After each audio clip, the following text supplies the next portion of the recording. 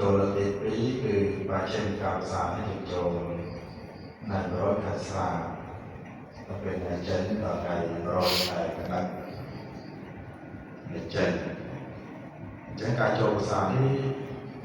បងអនុញ្ញាតដែលមូលហេតុខាងដើមហ្នឹងគឺការដែលស្មារតីតាមបានបញ្ញា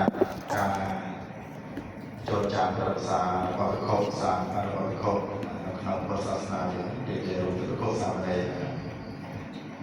ស្មារតីវិខោដូចជាតាមិនទៅនេះមិនទៅនោះ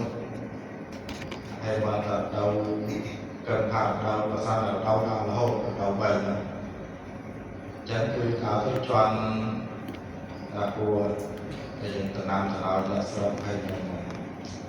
ថាពួកគេជើទាំងឡាយខ្លះខ្លះសត្វល្អិតក៏ស្លាប់ដោយសារលោកនិមន្តទៅដល់ភាសាវាមានតែតំណាំទៅដល់ហើយសត្វល្អិតក៏ច្រើនចឹងគឺតែសោះវាបែបទៀតតែđiềuទៅបានព្រះអង្គពិចារណាតាមសំគួរ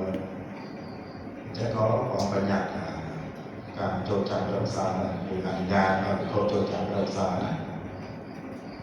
វាជាតែមានពីកវេភាសារបស់កាន់តំទៅដែលក៏តម្លាថាក៏អនុញ្ញាតឲ្យពិខុចូលចាំភាសានៅចាំភាសាចឹងបានទៅខែមកគឺព្រះអង្គអនុញ្ញាតការចាំភាសាមានពីលើតែបើអត់មានស្ដីអន្តរាយទេគឺលោកចូលភាសាលើកដំបូងគេហៅថាពលលេខការភាសាចឹងចូលថ្ងៃ100ខែអាសាឍទៅចេញគឺថ្ងៃ100ខែអាសត់ប៉ុន្តែបើមានស្ដីអន្តរាយចូលអត់តាន់ទៅប៉ុណ្ណាបុត្រមកថាលោកធ្វើដំណើរមកបើចូលចាំភាសាលើកទី1លោកមកអត់តាន់មានអន្តរាយដូចជាទឹកជំនន់ឬក៏អាពាធឬក៏សត្វសាហាវពាធអីជាដើមលោកចូលអត់